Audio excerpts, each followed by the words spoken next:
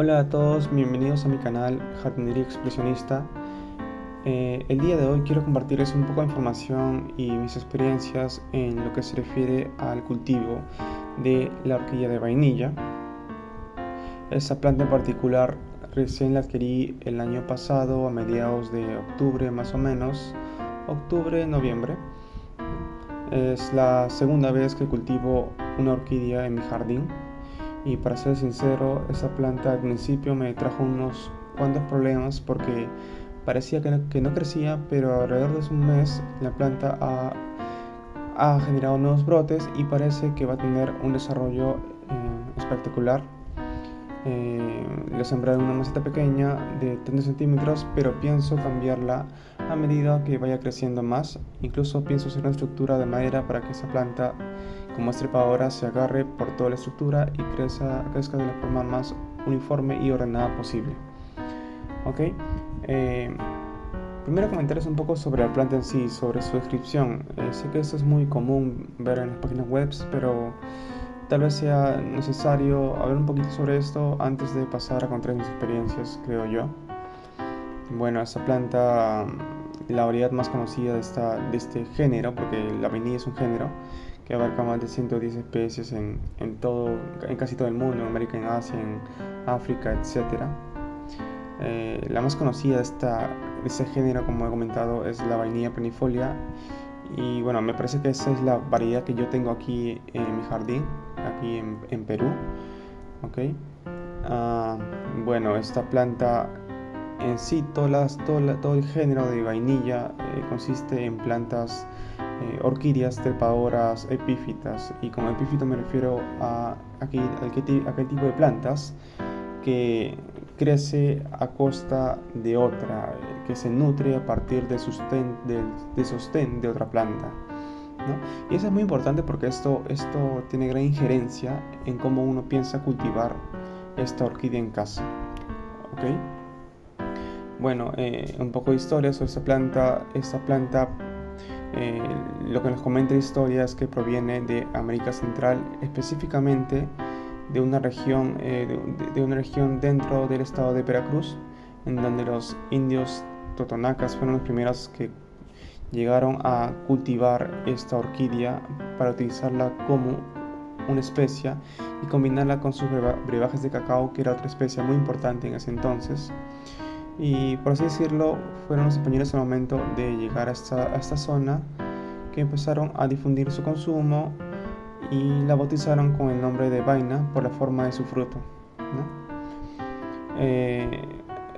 Cabe decir que el extracto, que la vainilla, el condimento, la especia vainilla que nosotros consumimos proviene del fruto, y para hacer ese extracto de vainilla uno debe pasar por un procedimiento de curado, ¿no? Uno sumerge las vainas de la vainilla, valga la redundancia, en un alcohol fuerte por un par de meses, me parece que son 3 a 4 meses, para poder recién obtener ese extracto negro y bien aromático, que es lo que se utiliza actualmente, ¿no? Como especie.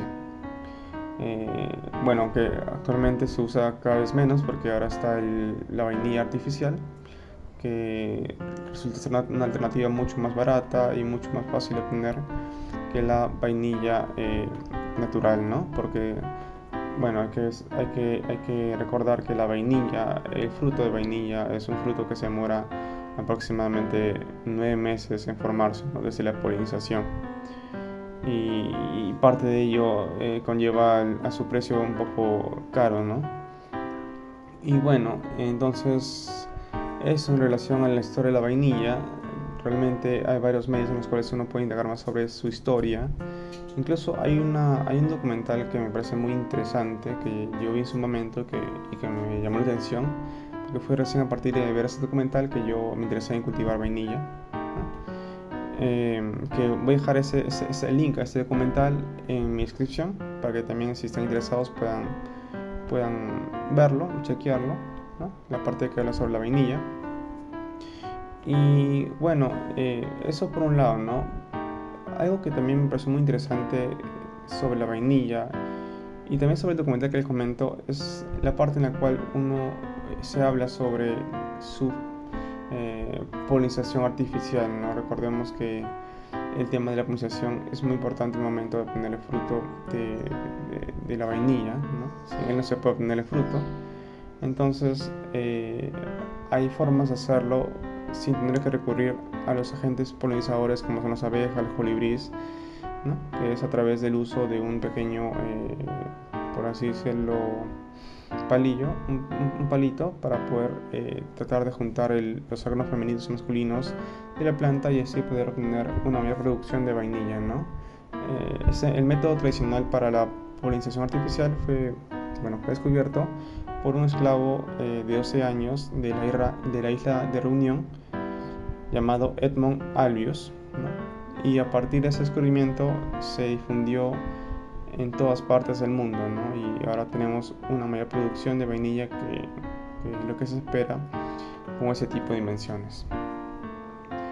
Y bueno, habiendo comentado todo eso, un poco de la descripción y un poco de la historia, ahora sí me gustaría comentarles sobre mis experiencias en el cultivo de vainilla.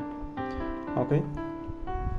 Bueno, como les comenté al principio del video, la vainilla yo recién la cultivé el año pasado, en 2021. La compré acá nomás en una tienda cerca a mí, no tan cerca, bueno, en donde yo vivo, aquí en Lima. La compré de un huerto. Había estado buscando por mucho tiempo, no la encontraba en ningún medio, recurrí a internet y no la encontraba, hasta que un amigo me pasó un contacto sobre alguien que vendía esa planta, que la traía de la selva, de ceja de selva de la región de San Martín. Y bueno, no dudé en comprarla, la compré. Al principio estaba un poco con dudas porque, bueno, nunca había cultivado, bueno, era la segunda vez que había cultivado orquídea y la primera vez que cultivé no me fue tan bien, se me terminó muriendo. Así que estaba un poco receloso en si comprarla, ¿no? Porque sé que el cultivo de orquídeas es bien complicado, más aún cuando uno no tiene experiencia. He cultivado varios tipos de plantas, frutales, hortalizas, flores, etcétera, pero orquídea nunca, ¿no? No había arriesgado nunca. Así que tenía ese miedo, ¿no? Pero bueno, terminé comprando más que todo porque quería experimentar en el proceso de generar ese extracto de vainilla. Aún no lo obtengo, pero tengo la esperanza que en un año, cuando la planta empiece a dar frutos, porque como está un poco jovencita la planta, voy a poder obtener ese extracto de vainilla que tanto deseo. ¿Okay? Entonces la compré el año pasado, en más o menos octubre, noviembre, y para no alejarme compré el sustrato directamente de una tienda de escaparates allá cerca de mi casa, ¿no? Busqué el sustrato especial de sustrato para orquídeas epífitas porque para mí fue un descubrimiento que había varios tipos de sustrato para orquídeas. Había uno específicamente para orquídeas epífitas y como esta planta es una orquídea epífita, entonces me la compré esa, que es una combinación, me parece, de musgo con corteza de pino y otro tipo de hojarasca para que el sustrato sea lo más liviano y permita la filtración rápida del agua que uno le da, ¿no? Entonces compré ese sustrato, le puse un poquito de materia orgánica, un poco de musgo de lombriz, poquito nomás para que no se vuelva tan espeso, porque recordemos que, bueno, el sustrato que requiere esta planta, la planta de orquídea, es un sustrato básicamente neutro, tirando para básico, así que no quería darle mucha acidez al sustrato, así que lo dejé como tal como estaba, con un poquito de musgo de lombriz, y le puse una estructura de madera así improvisada. No tengo el deseo de mantener esa estructura. Pienso cambiarla cuando la planta sea más grande, y va a ser más grande porque ya comenzó su crecimiento, pero lo consideré conveniente para ese entonces. Entonces la dejé así, le eché un buen riego porque es muy importante el primer riego. Es muy importante.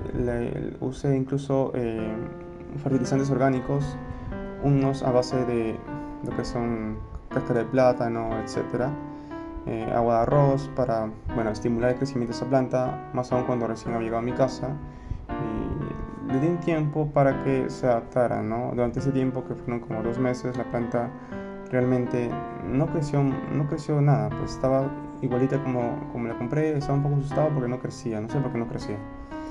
Y dije, bueno, tal vez es la zona, pero bueno, no la cambié de lugar por un par de semanas más, hasta que me di cuenta que la planta estaba poniéndose un poco marrón en algunas hojas. Y es que yo al principio lo había puesto en una zona en la cual había bastante sol. Y no porque no supiera, sino porque quería testear qué tanto soportaba la planta de calor, ¿no? Esa planta, para que sepan, esa planta tiene que tener una temperatura entre 20 a 30 grados centígrados, ¿ok? Y acá en Lima a veces hay una temperatura un poco mayor, a veces nomás. Y tampoco necesita una exposición directa al sol, así que cuando tiene esa exposición directa al sol, las hojas se ponen un poco marrón, como a mí me pasó. Y entonces, como les contaba, mi planta, se puso un poco marrón en algunas hojas.